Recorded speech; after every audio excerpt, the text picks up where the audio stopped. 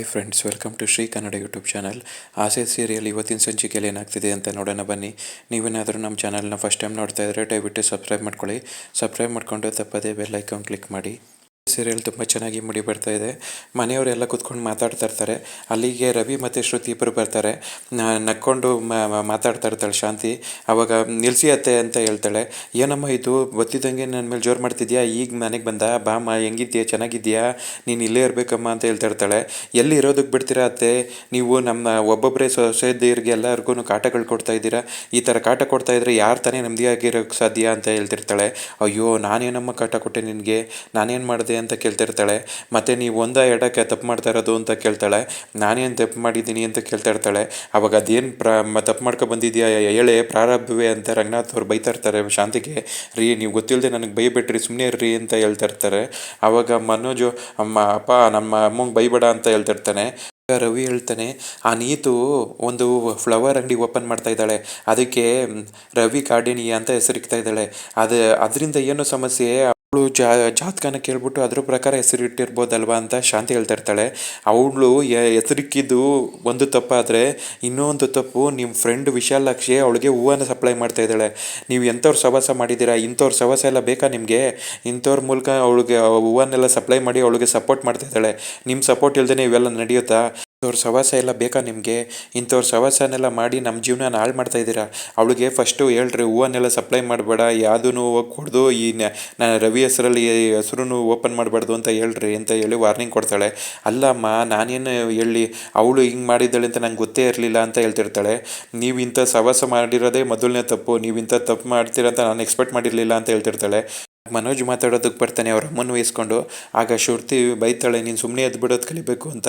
ಅವಾಗ ನಾನು ಸುಮ್ಮನೆ ಇರೋದಿಲ್ಲ, ಈ ಮನೇಲಿ 5 ಡಿಗ್ರಿ ಮನೋಜ ಮತ್ತು ಯಜಮಾನ್ ಇದ್ದೀನಿ ಅಂತ ಹೇಳ್ತಿರ್ತಾನೆ. ಅಲೋ, ಸಮಾಧಾನವಾಗಿರೋದು ಕಲೀರಿ ಅಂತ ಹೇಳ್ಬಿಟ್ಟು ನೀವು ಅವ್ಳಿಗೆ ವಾರ್ನಿಂಗ್ ಮಾಡಿ ಅಂತ ಹೇಳ್ಬಿಟ್ಟು ಶ್ರುತಿ ಮತ್ತು ರವಿ ಇಬ್ಬರು ಹೋಗ್ತಾ ಇರ್ತಾರೆ. ಅವಾಗ ಶ್ರುತಿ, ಇಲ್ಲೇ ಇರಮ್ಮ, ನೀನು ಇಲ್ಲೇ ಇರಬೇಕು, ಈ ಮನೇಲೇ ಇದ್ದರೆ ಚೆನ್ನಾಗಿರುತ್ತೆ ಅಂತ ಹೇಳ್ತಾ ಇರ್ತಾಳೆ. ಅವಾಗ ನಾನು ಈ ಮನೇಲಿ ಇರೋದಕ್ಕೆಲ್ಲ ಬಂದಿರೋದು, ನೀತು ಬಂದು ನಾನು ರವಿನ ಪ್ರೀತಿಸ್ತಾ ಇಲ್ಲ ಅಂತ ಹೇಳಬೇಕು ಡೈರೆಕ್ಟಾಗಿ, ಇಲ್ಲಾಂದರೆ ಸೋಷಿಯಲ್ ಮೀಡಿಯಾ ಮೂಲಕ ಹೇಳಿದ್ರೇ ನಾನು ಈ ಮನೆಗೆ ಬರೋದು ಅಂತ ಹೇಳ್ತಾ ಇರ್ತಾಳೆ.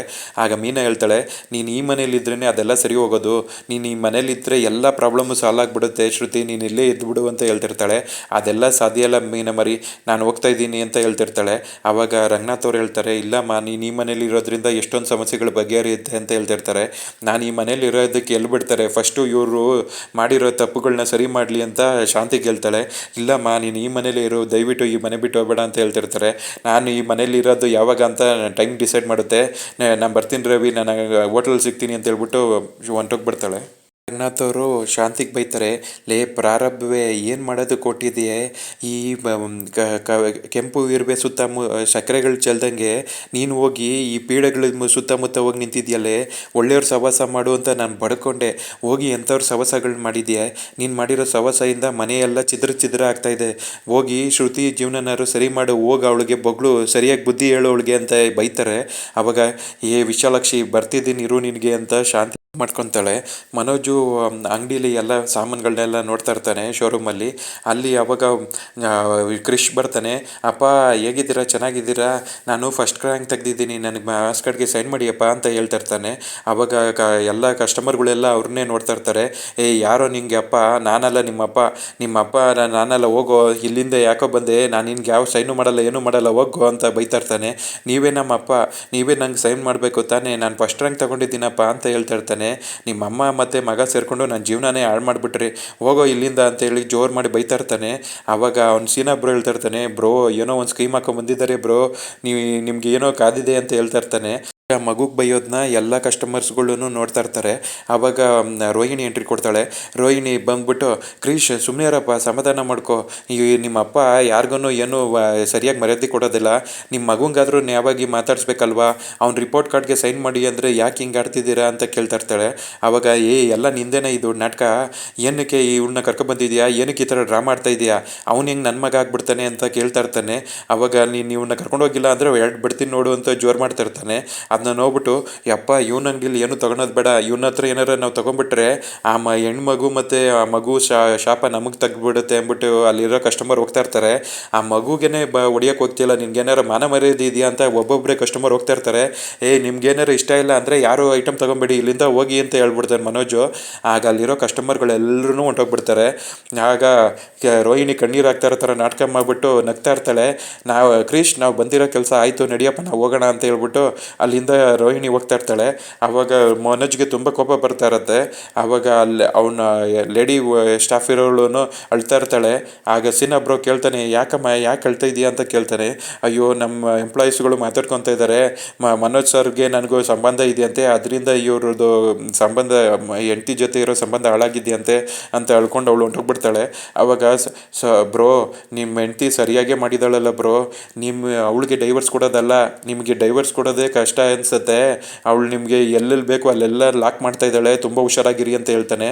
ಆವಾಗ ಬೇಜಾರು ಮಾಡ್ಕೊಂಡು ಮನೋಜ್ ನಿಂತಿರ್ತಾನೆ. ಕಸ್ತೂರಿ ಅವ್ರದ್ದು ವಿಡಿಯೋ ಶೂಟಿಂಗ್ ನಡೀತಾ ಇರುತ್ತೆ. ಇಷ್ಟು ದಿನ ನಿಮ್ಗಳಿಗೆ ಸಿಹಿಯಾದ ಕಥೆಗಳನ್ನ ಹೇಳಿದ್ದಾಯಿತು, ಇವತ್ತು ನಿಮಗೆ ಕ್ವಶನ್ಗಳನ್ನ ಕೇಳ್ತೀನಿ ಅಂದ್ಬಿಟ್ಟು ಒಗಟುಗಳನ್ನ ಹೇಳ್ತಾ ಇರ್ತಾರೆ. ಆ ಒಗಟುಗಳನ್ನ ಒಂದೊಂದೇ ಹೇಳ್ಬಿಟ್ಟು ಅವರೇನೆ ಉತ್ತರನೂ ಹೇಳ್ತಾ ಇರ್ತಾರೆ. ಸೂಪರ್ ಕಸ್ತೂರಿ ಸೂಪರಾಗಿ ಹೇಳಿದೆ ಅಂತ ಅಲ್ಲಿ ಶೂಟಿಂಗ್ ಮಾಡ್ತಾ ಇರೋ ಅವರು ಕೊಲಿಗೆ ಹೇಳ್ತಾ ಇರ್ತಾರೆ. ಆವಾಗ ವಿಶಾಲೂ ಅಲ್ಲೇ ಇರ್ತಾಳೆ. ಆವಾಗ ಅಲ್ಲಿಗೆ ಶಾಂತಿ ಬರ್ತಾಳೆ ಕೋಪ ಮಾಡಿಕೊಂಡು. ಏನು ಶಾಂತಿ ಚೆನ್ನಾಗಿದೆಯಾ ಅಂತ ಕೇಳ್ತಾ ಇರ್ತಾಳೆ ಕಸ್ತೂರಿ. ಈ ಚೆನ್ನಾಗಿರೋದಕ್ಕೆ ಈ ವಿಶಾಲು ಎಲ್ಲಿ ಬಿಡ್ತಾಳೆ ನನ್ನ ಅಂತ ಕೇಳ್ತಾ ಇರ್ತಾಳೆ. ಅವಳು ಬಂದು ಕೂತ್ಕೊಂಡ್ಬಿಟ್ಟು ಏನು ಮಾಡಿದೆ ಟೀಚರ್, ನನ್ನನ್ನು ಯಾಕೆ ಬೈತಿದ್ದೀರಾ ಅಂತ ಕೇಳ್ತಾಳೆ. ಆವಾಗ ಏನು ಮಾಡಿದ್ದೀರಾ ಅಂತ ನಿಮಗೆ ಗೊತ್ತಿಲ್ವಾ, ನೀವೇ ಹೇಳಬೇಕು ಅಂತ ಹೇಳ್ತಾಳೆ. ನೀವು ಹೇಳಿಲ್ಲ ಅಂದರೆ ನಂಗೆ ಹೆಂಗೆ ಗೊತ್ತಾಗುತ್ತೆ ಟೀಚರ್, ನೀವೇ ಹೇಳಿ ಅಂತ ಹೇಳ್ತಾ ಇರ್ತಾಳೆ. ನೀವು ಎಲ್ಲೆಲ್ಲಿ ಏನೇನು ಕೆಲಸ ಮಾಡಿದ್ದೀರಾ ಅಂತ ನಾನು ಬಾಯ್ಬಿಟ್ಟು ಹೇಳ್ಬೇಕಾ ಅಂತ ಹೇಳ್ತಾ ಇರ್ತಾಳೆ ಶಾಂತಿ. ಆವಾಗ ಅಯ್ಯೋ ನಾನೇನಾರು ಇವ್ರು ಯಜಮಾನ್ರಿಗೆ ಆಕ್ಸಿಡೆಂಟ್ ಮಾಡಿಸಿದ ವಿಷಯ ಗೊತ್ತಾಗ್ಬಿಡ್ತಾ ಅಂತ ಮನಸ್ಸಲ್ಲೇ ಅನ್ಕೊತಾ ಇರ್ತಾಳೆ. ನೀವು ಯಾಕ್ರಿ ಹೋಗ್ಬಿಟ್ಟು ಆ ನೀತುಗೆ ಹೂವು ಸಪ್ಲೈ ಮಾಡ್ತೀನಿ ಅಂತ ಒಪ್ಕೊಂಡಿದ್ದೀರಾ, ಅವಳು ಹೋಗಿ ನನ್ನ ಮಗನ ಹೆಸರಲ್ಲಿ ಹೂವಿನ ಅಂಗಡಿ ಓಪನ್ ಮಾಡ್ತಿದ್ದಾಳೆ. ನನ್ನ ಸೊಸೆ ಬಂದು ಮನೆಗೆ ಹೆಂಗೆ ಹೋಗಿದ್ಲು ಗೊತ್ತಾ ನನಗೆ, ಅವಳಿಗೆ ನೀವು ಹೂವು ಸಪ್ಲೈ ಮಾಡಿ ನನಗೆ ಕೆಟ್ಟ ಹೆಸರು ತಗೊಬಂದ್ರಿ ಅಂತ ಹೇಳ್ತಿರ್ತಾಳೆ. ಟೀಚರ್ ನೀವು ಇಲ್ಲೇ ತಪ್ಪು ತಿಳ್ಕೊಂಡಿರೋದು ಟೀಚರ್, ನಾನೇನು ಗೊತ್ತಾ ಅವರು ಸಹವಾಸ ಮಾಡಿರೋದು, ಇವಾಗ ನಿಮಗೆ ಶತ್ರು ಆಗಿರೋ ಆ ನೀತು ಏನೇನು ಸಂಚುಗಳನ್ನ ಮಾಡ್ತಾಳೆ ಅಂತ ನಾನು ಅವಳಿಗೆ ಒಳ್ಳೆ ರೀತಿಯಲ್ಲಿ ಹೂವು ಸಪ್ಲೈ ಮಾಡ್ಕೊಂಡು ವಿಷಯ ತಿಳ್ಕೊಳ್ತು ಅಂದರೆ ಆವಾಗ ನಿಮಗೆ ಒಳ್ಳೇದಾಗುತ್ತಲ್ವಾ ಅಂತ ಹೇಳ್ತಿರ್ತಾಳೆ. ಹೌದಲ್ವಾ ಅಂತ ಕನ್ವಿನ್ಸ್ ಆಗ್ತಾ ಇರ್ತಾಳೆ ಅವಳು ಹೇಳ್ತಿರೋ ಮಾತನ್ನ ಕೇಳಿ ಶಾಂತಿ. ಕಸ್ತೂರಿಗೆ ಇವಳು ಮಾಡ್ತಿರೋದು ತಪ್ಪು, ಇವಳು ಬರೀ ಎಲ್ಲ ಇವಳಿಗೆ ವಿರುದ್ಧವಾಗಿರೋ ಆ ಶತ್ರುಗಳನ್ನೇ ಒಂದು ಮಾಡ್ಕೊಂಡು ಅವ್ರ ಜೊತೆ ಒಂದಾಗ್ತಾ ಇದ್ದಾಳೆ. ಇವಳನ್ನ ದೂರ ಇಕ್ಕು ಅಂತ ನಾನು ಎಷ್ಟು ಹೇಳಿದೆ, ಆದರೂ ಇವಳು ನನ್ನ ಮಾತನ್ನ ಕೇಳ್ತಾ ಇಲ್ಲ ಅಂತ ಮನಸ್ಸಲ್ಲೇ ಅನ್ಕೊತಾ ಇರ್ತಾಳೆ. ಅವಳು ಹೇಳ್ತಿರೋದನ್ನೆಲ್ಲ ಕೇಳಿ ಹೌದು ನೀವು ಹೇಳಿದ್ದು ಕರೆಕ್ಟು, ಅವಳ ಜೊತೆ ಇದ್ದರೆ ನೀವು ಅವಳು ಏನು ಮಾಡ್ತಿದ್ದಾಳೆ ಅಂತ ಎಲ್ಲ ತಿಳ್ಕೊಬೋದು, ಇದನ್ನು ನಮ್ಮ ಮನೇಲಿ ನಾನು ಹೇಳ್ತೀನಿ ಇರಿ, ನನ್ನ ಸೊಸೆಗೆ ಹೇಳಿ ನಾನು ಅರ್ಥ ಮಾಡಿಸ್ತೀನಿ ಅಂತ ಶಾಂತಿ ಹೇಳ್ತಾ ಇರ್ತಾಳೆ. ಶಾಂತಿ ಮನೆಯಲ್ಲಿ ತಾರಂಗೆ ತಲೆ ಬಾಚ್ತಾ ಇರ್ತಾಳೆ. ಅವಾಗ ನೀನು ಕೂದಲು ತುಂಬ ಚೆನ್ನಾಗಿದೆ ಅಮ್ಮ, ಪುಟ್ ಕೂದಲು ತುಂಬ ಚೆನ್ನಾಗಿದೆ, ಈ ಥರ ಕೂದಲು ಎಲ್ರಿಗೂ ಬರೋದಿಲ್ಲ, ಈ ಥರ ಕೂದಲು ಸೆಲೆಕ್ಟೆಡ್ ಪೀಪಲ್ಗೆ ಮಾತ್ರ ದೇವ್ರು ಕೊಡೋದು, ತುಂಬ ಚೆನ್ನಾಗಿದೆ ನಿನ್ನ ಕೂದಲು, ನೀನು ಚಿಕ್ಕದ್ರಿಂದ ತುಂಬ ಚೆನ್ನಾಗಿ ಆರೈಕೆ ಮಾಡಿದ್ಯಾ ಕೂದಲನ್ನ ಅಂತ ಹೇಳ್ತಿರ್ತಾಳೆ. ಅವಾಗ ನನಗೆ ಅಮ್ಮನೇ ಇಲ್ಲ, ಅಮ್ಮನ ಪ್ರೀತಿ ನಾನು ಯಾವತ್ತೂ ನೋಡಲೇ ಇಲ್ಲ, ನನಗೆ ಅಮ್ಮನ ಪ್ರೀತಿ ಇದ್ದಿದ್ರೆ ನಾನು ಇನ್ನೂ ಚೆನ್ನಾಗಿರ್ತಿದ್ನೇನೋ, ನಾನು ಚಿಕ್ಕದ್ರಲ್ಲೇ ಅಮ್ಮನ ಪ್ರೀತಿ ಬೇಕು ಅಂತ ಆಸೆ ಪಟ್ಟೆ, ಆದರೆ ನಂಗೆ ಅಮ್ಮನ್ನ ಕೊಡಲೇ ಇಲ್ಲ ಭಗವಂತ ಅಂತ ಹೇಳಿ ಬೇಜಾರು ಮಾಡ್ಕೊತಾ ಇರ್ತಾಳೆ. ಆವಾಗ ಶಾಂತಿ ಅವಳ ಮಗಳ ಬಗ್ಗೆ ಯೋಚನೆ ಮಾಡ್ತಾ ಇರ್ತಾಳೆ. ಅವಳಿಗೆ ಎಲ್ಲ ನೆನಪಾಗ್ತಾ ಇರುತ್ತೆ, ಅವಳ ಮಗಳ ಜೊತೆ ಆಟ ಆಡಿದ್ದು, ಅವ್ರ ಗಂಡ ಹೆಂಡತಿ ಇಬ್ಬರು ಹೆಂಗೆ ಟೈಮ್ ಸ್ಪೆಂಡ್ ಮಾಡಿದ್ರು, ಅವ್ರ ಮಗಳಿಗೆ ತಲೆ ಬಾಚಿದ್ದು ಎಲ್ಲ ನೆನಪು ಮಾಡಿಕೊಂಡು ಅವಳು ಕಣ್ಣೀರಾಗ್ತಾ ಇರ್ತಾಳೆ. ಆವಾಗ ಮಿರರಲ್ಲಿ ನೋಡ್ಬಿಡ್ತಾಳೆ ತಾರಾ, ಅವರು ಕಣ್ಣೀರಾಗ್ತಾ ಇರೋದನ್ನ, ಯಾಕೆ ಅಳ್ತಾ ಇದ್ದೀರಾ, ಏನಾಯಿತು, ನೀವು ಯಾಕೆ ಅಳ್ತಾ ಇರೋದು ಅಂತ ಕೇಳ್ತಾಳೆ. ಆವಾಗ ಕೆಲವೊಂದು ನೆನಪುಗಳು ಹೆಂಗೆ ಅಮ್ಮ ತುಂಬ ಕಹಿಯಾಗಿರುತ್ತೆ, ಅದನ್ನ ಬಾಯಿ ಬಿಟ್ಟು ಹೇಳೋದಕ್ಕಾಗೋದಿಲ್ಲ, ಅದನ್ನ ಅನುಭವಿಸ್ಬೇಕಷ್ಟೇ ಅಂತ ಕಣ್ಣೀರಾಗ್ತಾ ಇರ್ತಾಳೆ. ಹೋಗ್ಲಿ ಸಮಾಧಾನ ಮಾಡ್ಕೊಳ್ಳಿ, ನಾನು ನಿಮ್ಮನ್ನ ಏನು ಕಳ್ತಿದ್ದೀರ ಅಂತ ಕೇಳೋದಕ್ಕೆ ಬರೋದಿಲ್ಲ, ದಯವಿಟ್ಟು ಸಮಾಧಾನ ಮಾಡ್ಕೊಳ್ಳಿ ಅಂತ ಹೇಳ್ತಾ ಇರ್ತಾಳೆ. ಆವಾಗ ಶ್ರುತಿ ಮತ್ತು ರವಿ ಇಬ್ಬರೂ ಬರ್ತಾರೆ. ಕಣ್ಣೀರು ಒರೆಸ್ಕೊಂಡು ಶ್ರುತಿ ಈಗ ಬಂದೇನಮ್ಮ, ಬಾರಮ್ಮ, ಹೆಂಗಿದ್ಯಮ್ಮ ಅಂತ ಚೆನ್ನಾಗಿ ಮಾತಾಡಿಸ್ತಾ ಇರ್ತಾಳೆ. ಆವಾಗ ನಾವಿಲ್ಲಿ ಬಂದಿದ್ದು ನೀವು ಅವ್ರಿಗೆ ವಾರ್ನಿಂಗ್ ಕೊಟ್ರ, ಏನಂದ್ರು ಆ ವಿಶಾಲಾಕ್ಷಿ ಅಂತ ಕೇಳೋದಕ್ಕೆ ಬಂದ್ವಿ ಅಂತ ಹೇಳ್ತಾ ಇರ್ತಾಳೆ. ಆವಾಗ ಹೌದಮ್ಮ ನಾನು ಅವ್ರ ಹತ್ರ ಮಾತಾಡಿದೆ, ಅವ್ರಿಗೆ ಹೂವು ಸಪ್ಲೈ ಮಾಡ್ತಾ ಇರೋದು ಅವಳು ಇನ್ನೂ ಏನೇನು ಸಂಚು ಮಾಡ್ತಾಳೆ ಅಂತ ತಿಳ್ಕೊಳೋದಕ್ಕಂತೆ ಅಂತ ಹೇಳ್ತಿರ್ತಾಳೆ. ಆವಾಗ ರವಿ ಹೇಳ್ತಾನೆ, ಈ ಹುಲಿ ಚಿರತೆ ಜೊತೆ ಸಹವಾಸ ಮಾಡಿ ಜಿಂಕೆಗೆ ಏನಮ್ಮ ಹೆಲ್ಪ್ ಆಗುತ್ತೆ, ಜಿಂಕೆಗೆ ಯಾವತ್ತೂ ಹೆಲ್ಪ್ ಆಗೋದಿಲ್ಲ, ಅದರಿಂದ ಯಾವಾಗ್ಲೂ ನೋವೇನೇ ಆಗೋದು, ಅದರಿಂದ ಏನು ಉಪಯೋಗ ಇಲ್ಲಮ್ಮ, ಅವ್ರಿಗೇನಕ್ಕೆ ಹೂವು ಸಪ್ಲೈ ಮಾಡಬೇಕು, ಫಸ್ಟು ಅವ್ರಿಗೆ ಹೂವು ಸಪ್ಲೈ ಮಾಡೋದನ್ನ ಬಿಡೋದಕ್ಕೆ ಕೇಳು, ಇದರಿಂದ ಒಳ್ಳೇದು ಯಾರಿಗೂ ಆಗೋದಿಲ್ಲ ತಿಳ್ಕೊ ಅಂತ ಹೇಳ್ತಾ ಇರ್ತಾನೆ. ಸಭಾಷ್ ರವಿ, ನೀನು ಈಗಲಾದ್ರೂ ಆ ನೀತು ಮೃಗ ಅಂತ ತಿಳ್ಕೊಂಡಲ್ಲ ಅಂತ ಹೇಳ್ತಿರ್ತಾನೆ. ಆದರೆ ನನ್ನ ಬಗ್ಗೆ ನೀನು ಅರ್ಥ ಮಾಡ್ಕೊಂಡಿಲ್ಲ ಶ್ರುತಿ ಅಂತ ಹೇಳ್ತಿರ್ತಾರೆ. ನೀನು ಏನೇ ಹೇಳಿದ್ರು ನೀನು ದಡ್ಡನೇ, ಅವಳು ಸವಾಸ ಮಾಡಿದ್ದು ನೀನು ಅಂತ ಹೇಳಿ ಬೈದ್ಬಿಟ್ಟು ಇರ್ತಾಳೆ. ಆದರೆ ಆ ವಿಶಾಲಾಕ್ಷಿ ತುಂಬ ಒಳ್ಳೆಯವಳು, ಅವಳು ಏನೂ ಮಾಡೋದಿಲ್ಲ, ಅವಳಿಂದ ನಮ್ಗೆ ಒಳ್ಳೇದೇ ಆಗುತ್ತೆ ಅಂತ ಶಾಂತಿ ಹೇಳ್ತಾ ಇರ್ತಾಳೆ. ಅವಳಿಂದ ಏನೋ ಒಳ್ಳೇದಾಗುತ್ತೋ ಗೊತ್ತಿಲ್ವಾ, ಆದರೆ ನಿಮ್ಮ ಮಾತನ್ನ ಕೇಳಿ ಅವಳು ಸರಿ ದಾರಿಗೆ ಬಂದಿಲ್ಲ ಅಂದರೆ ನನಗೆ ಆ ನೀತುನ ಸರಿಯಾಗಿ ದಾರಿಗೆ ತಗೊಂಬರೋದು ಹೆಂಗೆ ಅಂತ ತುಂಬ ಚೆನ್ನಾಗಿ ಗೊತ್ತು. ನಾನು ಅವಳನ್ನ ತಗೊಂಬರ್ತೀನಿ ಸರಿ ದಾರಿಗೆ. ಸರಿ ರವಿ, ನಾನು ನಿನ್ನ ಹೋಟೆಲಲ್ಲಿ ಸಿಗ್ತೀನಿ ಅಂದ್ಬಿಟ್ಟು ಶ್ರುತಿ ಅಲ್ಲಿಂದ ಹೊಂಟೋಗ್ತಾಳೆ. ಅವಾಗ ಏನೋ ಇದು ಇವಳು ಸರಿಯಾದ ದಾರಿಗೆ ತಗೊಂಬರ್ತೀನಿ ಅಂತ ಹೇಳ್ತಿದ್ದಾಳೆ, ಮತ್ತೆ ಏನಾರು ರೌಡಿಗಳನ್ನ ಕಳಿಸಿ ಹೊಡೆಸ್ತಾಳೆ, ಅವಳಿಗೆ ಏನು ಕತೆ ಅಂತ ಕೇಳ್ತಾ ಇರ್ತಾಳೆ ಶಾಂತಿ. ಅವಾಗ ರವಿ ಹೇಳ್ತಾನೆ, ನಾವು ಅವ್ರಿಗೆ ರೌಡಿ ಕಳಿಸ್ಬಿಟ್ಟು ಹೊಡ್ಸೋದಿಲ್ಲ, ನಾವು ಸೂರ್ಯ ಇದ್ದಾನಲ್ಲ ಸೂರ್ಯಂಗೆ ಹೇಳ್ತೀನಿ ಅಂತ ಹೇಳ್ತಾ ಇರ್ತಾನೆ. ಅವಾಗ ಸೂರ್ಯಂಗೆ ಹೇಳ್ಬಿಡುವೋ, ಅವರು ರೌಡಿಗಳಿಗಿಂತ ದೊಡ್ಡ ರೌಡಿ ಕಣೋ ಅವನು ಅಂತ ಹೇಳ್ತಿರ್ತಾಳೆ. ಅವಾಗ ನೀನು ಅನ್ಕೊಂಡಿರೋದೇ ತಪ್ಪು, ಸೂರ್ಯ ರೌಡಿ ಅಲ್ಲ, ಅವನೊಂಥರ ರಾಬಿನ್ ಹುಡ್ ಇದ್ದಂಗೆ, ಎಲ್ರಿಗೂ ಸಹಾಯ ಮಾಡ್ತಾನೆ, ಅವನ ಬೆಲೆ ಏನು ಅಂತ ನಿನಗಂತೂ ಗೊತ್ತಿಲ್ಲ ಅಂತ ಹೇಳ್ಬಿಟ್ಟು ರವಿ ಅಲ್ಲಿಂದ ಹೊಂಟೋಗ್ತಾನೆ. ನೋಡಮ್ಮ, ಇವ್ರಿಗೆಲ್ಲ ನಾನು ಏನು ಹೇಳಿದ್ರು ಅರ್ಥನೇ ಆಗೋದಿಲ್ಲ ಅಂತ ಶಾಂತಿ ಹೇಳ್ತಾ ಇರ್ತಾಳೆ ತಾರಂಗೆ. ಶಾಂತಿ ಫೋನಲ್ಲಿ ಮಾತಾಡ್ಕೊಂಡು ಆಟೋದಲ್ಲಿ ಹೋಗ್ತಾ ಇರ್ತಾಳೆ. ಇಲ್ಲಿ ಮೀನನು ಗಾಡಿಯಲ್ಲಿ ಬರ್ತಾ ಇರ್ತಾಳೆ. ಆವಾಗ ಕ್ರಿಶು ಸ್ಕೂಲಿಂದ ಬ್ಯಾಗ್ ಹಾಕ್ಕೊಂಡು ಹಂಗೇನೆ ರೋಡಲ್ಲಿ ನೆಡ್ಕೊಂಡು ಹೋಗ್ತಾ ಇರ್ತಾನೆ. ಆವಾಗ ಕೃಷ್ಣ ನೋಡ್ಬಿಟ್ಟು ಮೀನಿಗೆ ತುಂಬ ಖುಷಿ ಆಗುತ್ತೆ. ಕ್ರಿಶ್ ನೀನು ಹೋಗ್ತಾ ಇದೀಯ ಅಂತ ಹೇಳ್ಬಿಟ್ಟು ಗಾಡಿ ನಿಲ್ಲಿಸ್ಬಿಟ್ಟು ಬಂದ್ಬಿಟ್ಟು ಕೃಷ್ಣ ಮಾತಾಡಿಸ್ತಾ ಇರ್ತಾಳೆ. ಹೇಗಿದ್ಯಾ ಕಂದ, ಚೆನ್ನಾಗಿದ್ಯಾ, ಯಾಕೆ ಒಬ್ಬನೇ ಹೋಗ್ತಾ ಇದೆಯಾ, ನಿಮ್ಮ ಅಮ್ಮ ಬರಲಿಲ್ವ ನೀನು ಕರ್ಕೊಂಡು ಹೋಗೋದಕ್ಕೆ ಅಂತ ಕೇಳ್ತಾ ಇರ್ತಾಳೆ. ಅವಾಗ ಅಮ್ಮ ಬರ್ತೀನಿ ಅಂದರು, ಅವ್ರು ಬರೋದು ಸ್ವಲ್ಪ ಲೇಟ್ ಆಯಿತು, ಅದಕ್ಕೆ ನಾನೇ ನೆಡ್ಕೊಂಡು ಹೋಗೋಣ ಅಂತ ಹೋಗ್ತಿದ್ದೀನಿ ಆಂಟಿ ಅಂತ ಹೇಳ್ತಿರ್ತಾನೆ. ಆವಾಗ ಮೀನಾ ಆಂಟಿ, ನೀವು ಅವತ್ತು ಯಾಕೆ ನಮ್ಮ ಅಮ್ಮಂಗೆ ಬೈದಿದ್ದು ನಮ್ಮ ಮನೆಗೆ ಬಂದಿ ಅಂತ ಕೇಳ್ತಾ ಇರ್ತಾನೆ. ಅವಾಗ ನೀನು ಚೆನ್ನಾಗಿರಲಿ, ನಿನ್ನ ಮುಂದೆ ಲೈಫ್ ಚೆನ್ನಾಗಿರಲಿ ಅಂತಕ್ಕಂಥ ಅಂತ ಹೇಳ್ತಿರ್ತಾರೆ. ಆವಾಗ ನಾನು ಅವತ್ತು ಹೋಟ್ಲಲ್ಲಿ ನಡೆದಿದ್ದ ವಿಷಯಕ್ಕೆ ನಮ್ಮ ಅಮ್ಮಂಗೆ ಹೋಗಿ ಬೈದೆ ಅಂತ ಹೇಳ್ತಿರ್ತಾನೆ. ಆಗ ತುಂಬ ಖುಷಿ ಆಗ್ತಾ ಇರುತ್ತೆ. ಸೂಪರ್ ಕಂಡ, ನೀನು ಬೈದಿದ್ದು ಒಳ್ಳೇದಾಯಿತು ಅಂತ ನಗ್ನಗ್ತಾ ಅವನ ಜೊತೆ ಮಾತಾಡ್ತಿರ್ತಾಳೆ.